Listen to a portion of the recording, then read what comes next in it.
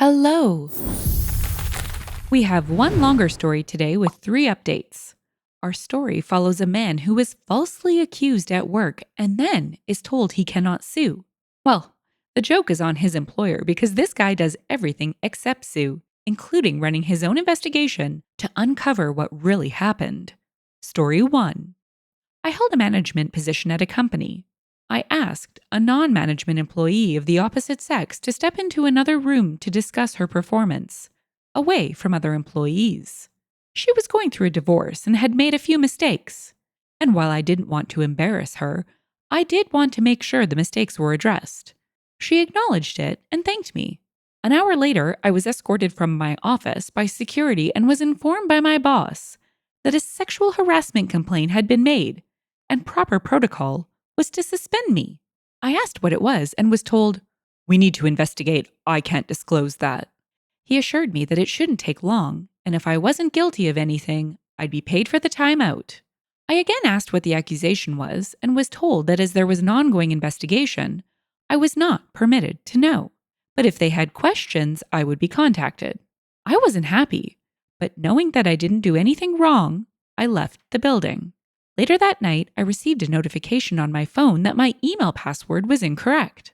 After 2 days, I called my boss asking for an update and was told he was not available, but I would hear something soon. I began calling daily and received the same response.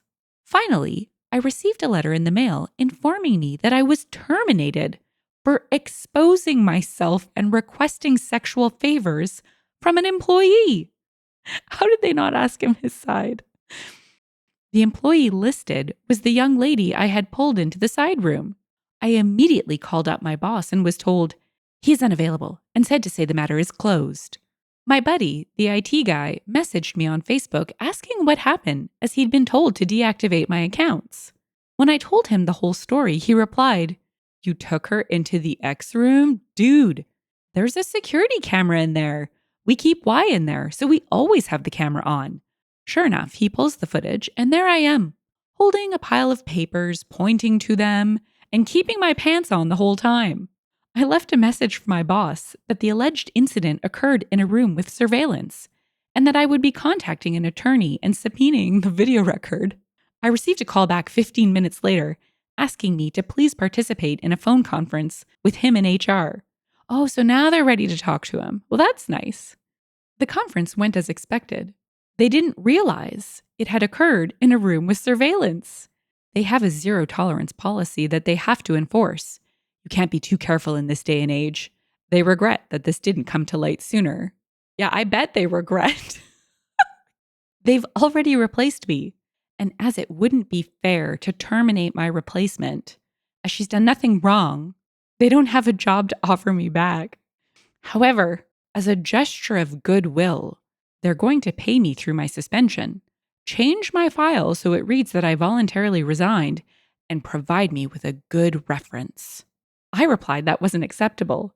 They made a false accusation against me, withheld vital information that I could have easily refuted, refused to take my calls. Never mind that they completely failed in their own investigation by not checking video footage that would have immediately exonerated me. They asked me what I thought would be fair. I told them they could immediately terminate the employee who made the accusation and either give me my job back or pay me out 1 year's salary in addition to what was offered. My boss said that he could not discuss another employee with me and that neither of those options are feasible. The only options I have are what he already offered. I replied that the options I gave are the only way I'm not going to sue the company along with the employee. My boss replied that I signed an agreement when I was first hired saying I would take all disputes through arbitration and that I waived my right to sue the company. I do not remember signing the agreement, and I have not seen it, but it apparently says that I will take all disputes to arbitration and that I will bear the costs of arbitration and that I will accept the decision in arbitration. He stated that I will not fare any better in arbitration than he's already offered, and I'll be out the money to cover the arbitration.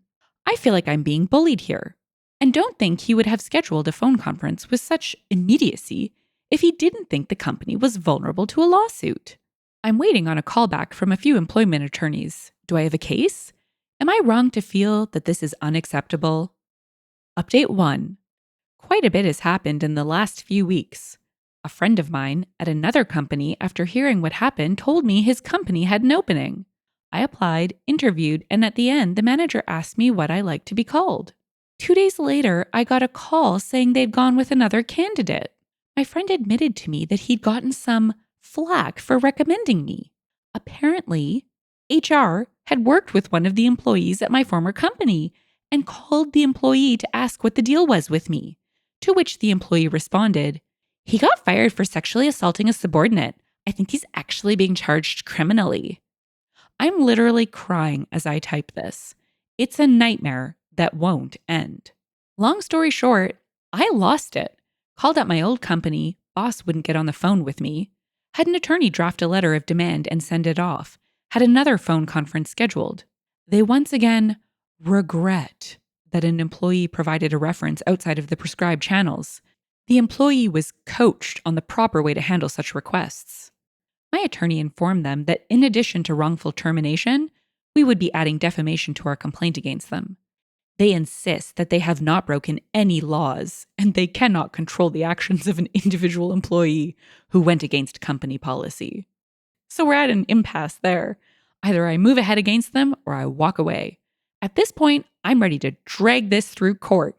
I tried to take the high road and go elsewhere, but they're regretting a lot they've done to me without any action to correct it. Oh, I almost forgot. A few days after my last post, they sent me a packet of papers.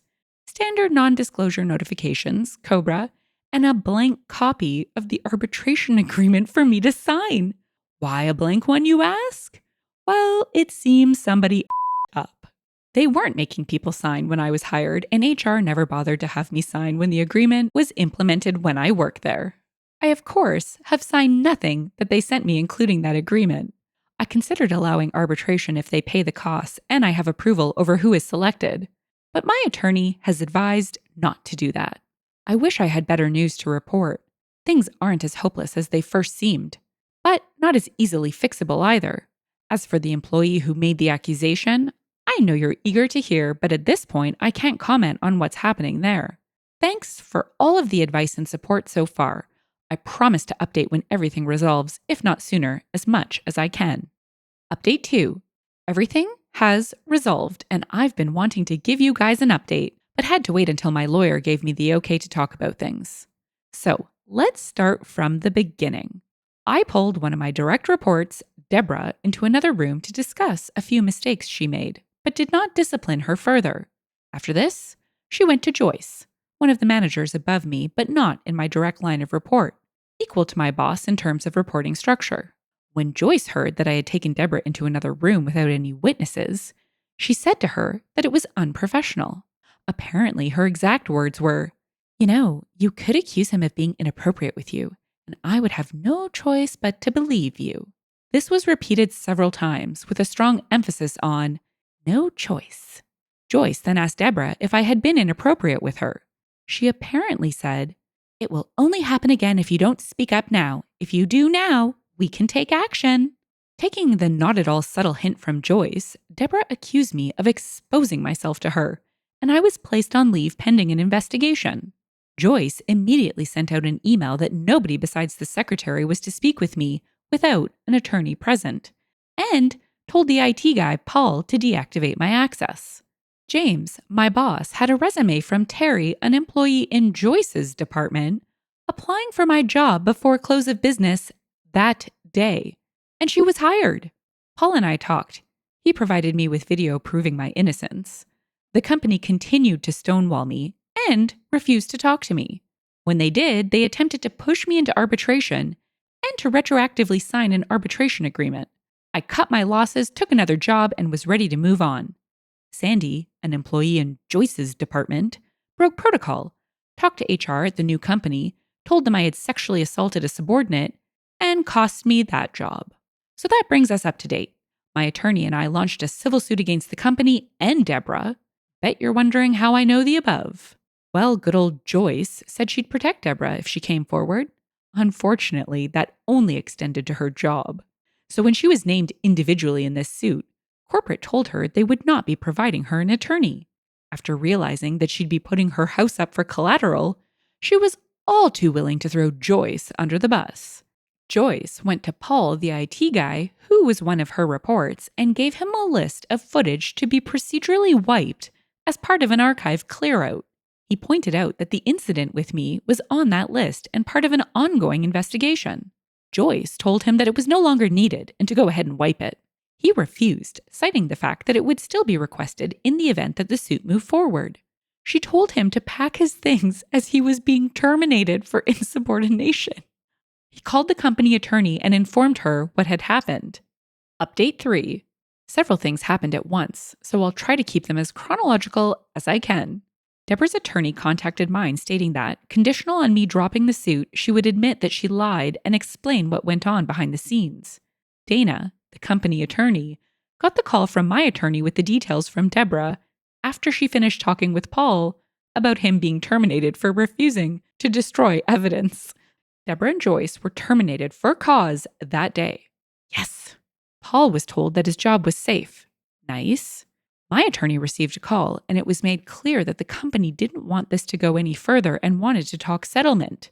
I won't go into all of the details, but what I can say, I was offered my job back with a very fair increase. I received back pay from the date of suspension, and a public apology was offered from the very top. Terry is now working in Joyce's old position. She's incredibly cool about things and felt horrified when she found out what happened. James and I are good now, and he has personally apologized for not sticking up for me. This will likely be my final update. There is still some legal battle ongoing, but I can't go into that too much. In the comments, Startha Mewert said, "To be honest, I would not want to take a job back at the place who dropped the ball so hard here." Lizzie Henry added, "Yeah, I feel like the well is poisoned there." Spiderweb added, "Oh, for sure. Even with an apology, I would never trust the leadership there." This next comment is longer but had two opposing views on whether OP did the right thing with the settlement. Fun and Geeky shared, "Some are asking why OP would want to go back to the company. Here's what he commented. Believe me, I'm not planning on staying here. However, without giving too much away, this is a very tight-knit industry. People talk and I was pretty much scorched earth. By clearing my name, being welcome back, and putting in some time, I'm making sure I have all my ducks in a row before I get the out of here." Saint of Anything added, "OP is smart for playing the long game and not just taking a big payout. He might lose some money, but he regains career security and a restored reputation." LinkedIn Inquisitor replied, "OP is absolutely gobsmack stupid. He's not losing some money, he's losing millions that he would have received if he either sued or had a better settlement agreement. He could have made the choice to not have to work anymore a single day in his life, and he made the choice to go back to the company that almost destroyed his life. Astonishing." Oh my gosh, you all have to share what you would have done. I would not have gone back. I would have exonerated my name through the legal route, not just for the money and the potential of not working another day in my life, but because I wouldn't want my previous employer to get away with firing me for a really severe false allegation of misconduct. I mean, that is next level. Never mind misconduct, sexual harassment. Joyce and Deborah almost utterly destroyed him. OP does reference an ongoing battle. I wonder what that's about. I'm doubtful it's anything in the way of compensation for what these people put him through. And there was video evidence. I mean, actual evidence. It's really scary. Don't forget to comment which route you would have taken. I can't wait to see if there is a debate or if it's as clear-cut as I think it should be.